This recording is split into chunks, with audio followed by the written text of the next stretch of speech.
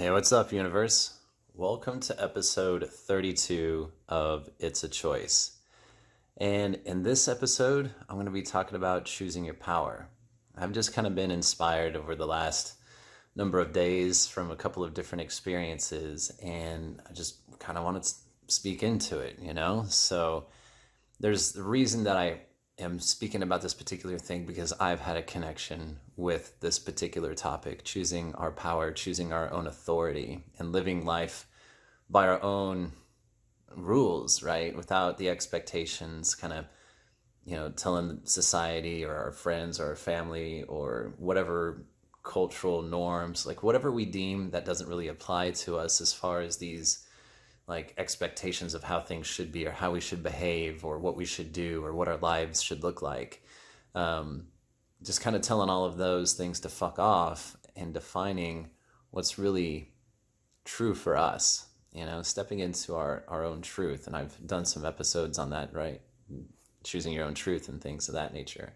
There's a real power, though, that comes with this. There's like a sovereignty. I love this word, sovereign. Just like the idea of like what it represents, and I love to just use it in the sense of individuals, sovereign individuals. I enjoy the movie like 300 or the TV show Vikings, like where the terms free man and free woman are used, and like what that idea represents in those contexts, like individuals that are truly free. They're not bound by what anyone else thinks or what anyone else expects them to be. They are truly free, and they allow themselves to be so. They allow themselves to be so. One of my favorite scenes from 300 is where King Leonidas is talking to his wife, and he's losing sleep because he knows that Sparta is going to be attacked by a Persian army. And the ruling council has basically tied his hands and told him that he cannot go to war, even though he knows he's going to be attacked. There was a Persian messenger that appeared stating pretty much as such. And so his wife counsels him and tells him, I can't remember quite all correctly, but just tells him, think not of what a king should do or what a husband should do or what a Spartan citizen should do, but think of what a free man would do. And so it just creates this beautiful solution, but more importantly was just the awesome relationship that they had, and like the support and the nurturing and just the way that she showed up for her man, and like the way, just the words of free man. Think of what a free man would do. And so King Leonidas totally finds a way to circumvent the rules without breaking any laws, and takes 300 of the best soldiers, and he says he's going on a walk. And the ruling council's like, well, what can we do? And King Leonidas is like, what can you do? Because I'm just taking 300 of my best soldiers, and we're going on a walk. And it's great. I mean, it's a totally great film, and it's one of my favorite scenes in the film is when that comes up. And the reason this is coming up here recently is just about, I've been doing these podcasts, and I've had a number of people show up. I love it, and I'm just so grateful for all of these people that want to be guests on my other podcasts about relationships, the Real Zach Olinger. And just today I had this interview with this woman, Melissa. She may even listen to this particular episode, so I just want to give a shout out to her. And then also just some other people in my life that have shown up that I'm grateful for, about giving me examples of like what it is to really connect with one's authority and one's power, where we just make a choice to like step into that and what that means. And so for me, it was definitely a process. I mean, most of it's been documented in this podcast. Like there's definitely times where, it's not a straight road, and it's not roses and unicorns. It's a peak and valley, like zigzaggy kind of a journey. But what that looks like, though, when you actually claim that type of authority, when you decide that you're going to be a free individual, like a sovereign individual, an authority unto yourself, and no one else. No one else. That means that no one else is allowed to influence your choices. Nobody else is able to impact how you feel about your choices because you're living in your truth, because you've decided that is what's right for you. And because it's right for you, damn anybody who's going to tell you otherwise. They either better play ball or they better get the fuck out of the way. And I've definitely stepped into that where not even my own kids can influence my choices around how I'm going to choose my life. And trust me when I say that when you go that far with your own authority, when you're like, Jesus Christ, you're not even going to like consider your kids. It's like, look, I will consider them, but I am not going to let them dictate to me what I'm going to do with my life. Because part of that authority and part of the choices that I've made totally includes my kids in the sense of like what I've decided our relationship is going to be like. And because I have this deep-rooted authority and connection to that power and belief, conviction is actually the word, this conviction of not only whatever choice that I'm making, but the relationship that I'm going to have. I have a conviction of what that relationship is going to look like. I have that energy, I have that power, I have that authority to create that reality. I have that feeling. And as some of you may know, like that's how manifestation works. You feel that, you connect with that, you have a conviction that that's the ultimate truth, and you will manifest that. You will absolutely manifest that. I had to do that with my divorce. I was like, do I get divorced? Like, what is that going to look like with my kids? What's my relationship going to look like with my kids? And so I struggled with that for a little bit. And then I just decided, like it's good for me to do this divorce. And because of that, my relationship with my kids, like it's up to me to ensure that that relationship or those relationships are excellent regardless of what the circumstances are, because it's not about circumstances. It's not about that at all. It's about what the fuck are you convinced of? What the hell have you allowed yourself to like be convinced of, and like go for it. Just fucking go for it. So I decided that, yeah, I had to get a divorce, and yeah, it was going to be rough. I mean, it wasn't going to be, again, roses and unicorns. It's going to be a process. But all the way through that process, I'm convinced that my relationship with my children is going to be excellent. And that's how it is with every single choice that I've made. My relationship with my kids will remain fucking awesome until I'm no longer on this planet. We're going to always have a badass fucking relationship. And guess what? I went through a divorce. Kids and I have a great relationship. Like I've moved out of the place I was in. My kids are back living with my ex. Was it a change? Yep. Do we still have a great relationship? Yep.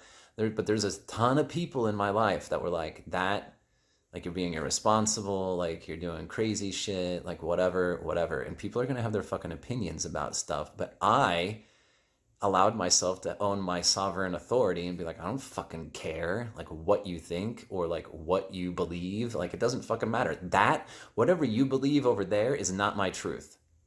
And so because of that, I'm sorry, in a way, not really sorry, honestly, I don't fucking care. And because I don't fucking care and I'm not convinced that you're right, I'm convinced that I'm right, then I have ultimately created my reality.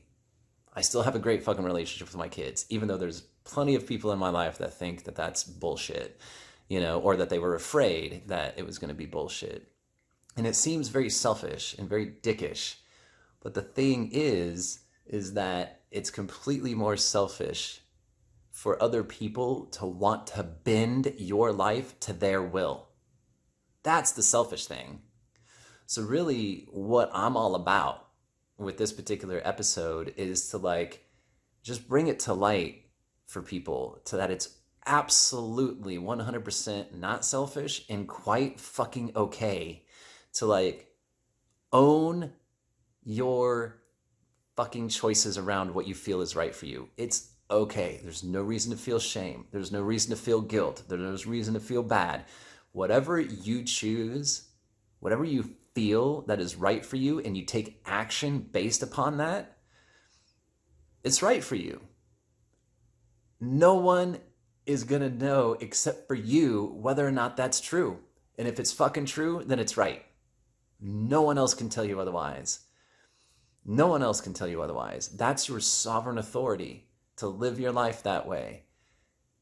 You feel it, you got it in your gut, you're convinced of it, then fuck everything else. Fuck everyone else. There's so much power in that. There's a real authority in that. And a lot of people don't fucking like it. A lot of people just don't fucking like it. They're threatened by it. They don't understand it. They think it's selfish. They think everybody's got to play by the same fucking rules. That's all bullshit. That's all fucking bullshit. Bullshit. I mean, think about it. Think of anybody else that's living a life that you want to fucking live, or anyone that's more successful than you, or like, if you, whatever, comparison's the thief of all joy. But if somebody's got something that you want to have in your life, do you think they played by the same fucking rules you are? You think they didn't have to cut through some of the bullshit? You think they didn't have to start owning some of their own fucking authority? Goddamn right they did. And when you get bigger up the food chain, so to speak, the more they got to do that. I mean, think about Warren Buffett, Bill Gates, fucking like Elon Musk, like whoever, man, like anybody that's got Jeff Bezos. You got people that like didn't give a shit about what other fucking people thought, because that's what they needed to do to cut through. They fucking grabbed their authority and they're like giving everybody else the bird. They're like, go fuck yourself because this is right for me. And I'm sure they've got thousands of people all around them that fucking like thought they were doing fucked up shit. I mean, or still doing fucked up shit. It doesn't matter. It doesn't matter because they ultimately were convinced that what they were doing was right for them. And look at what they've created. Every single one of us has that capacity. Every single fucking one of us.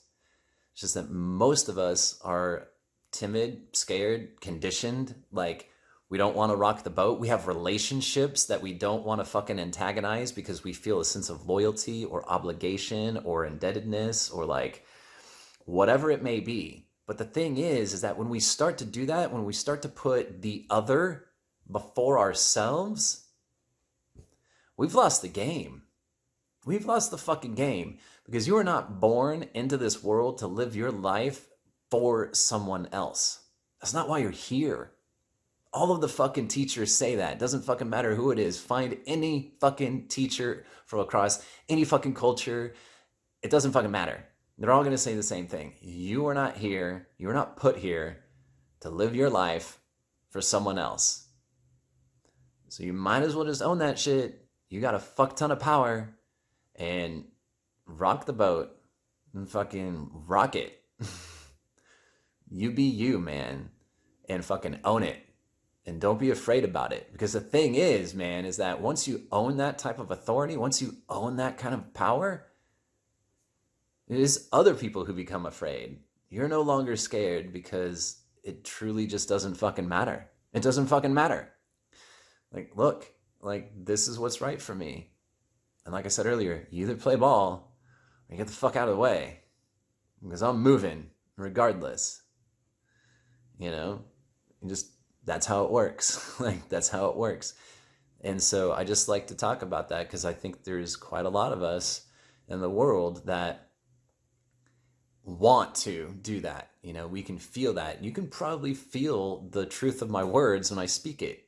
And then like you just may internally wrestle with what that means for you.